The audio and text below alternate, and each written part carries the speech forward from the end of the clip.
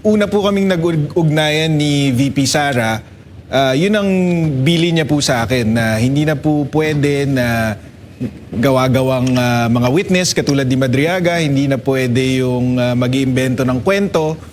Kasi lalo na ngayon na kunyari ginamit sa impeachment na napakahalagang proseso, ang pwedeng mangyari dito kapag kasinakyan to ng mga politiko, kagaya ng nangyayari ngayon, is mawawalan ng vice presidente na duly elected ng tao.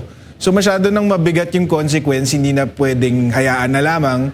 Kaya minabuti niya na simula ngayon, kakasuhan na yung dapat kasuhan, panagutin na yung dapat panagutin, para maaga pa lang hindi na lumaki yung problema, hindi na malinlang yung tao.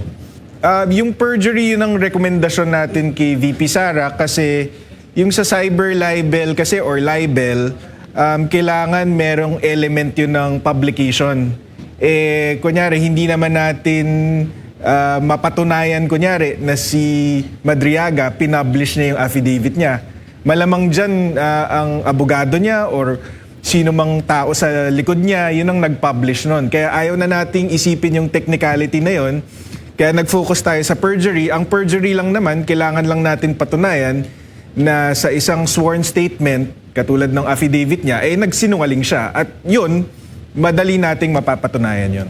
Hindi kami umaasa kasi, alam mo, matagal lang mga kaso dito. So hindi naman kami umaasa na kahit magsimula man lang yung trial sa korte para dito sa perjury complaint, bago magsimula yung impeachment trial, kunyari sa Senado.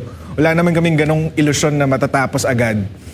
Pero ang pinapakita nito is matapang na hinaharap ni VP Sara itong mga mali at mga kasinungalingan na alegasyon ni Madriaga.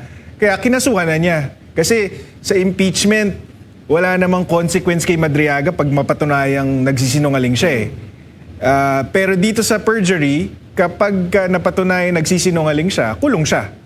Or mananatili siya sa kulungan kasi nakakulong siya sa kasalukuyan. Tapos pinapakita din natin sa mga kalaban ni VP Sara na tapos na yung mga araw na hinahayaan na lang ni VP Sara yung mga naninira sa kanya at sa pamilya niya. So hindi na siya papayag na ganon.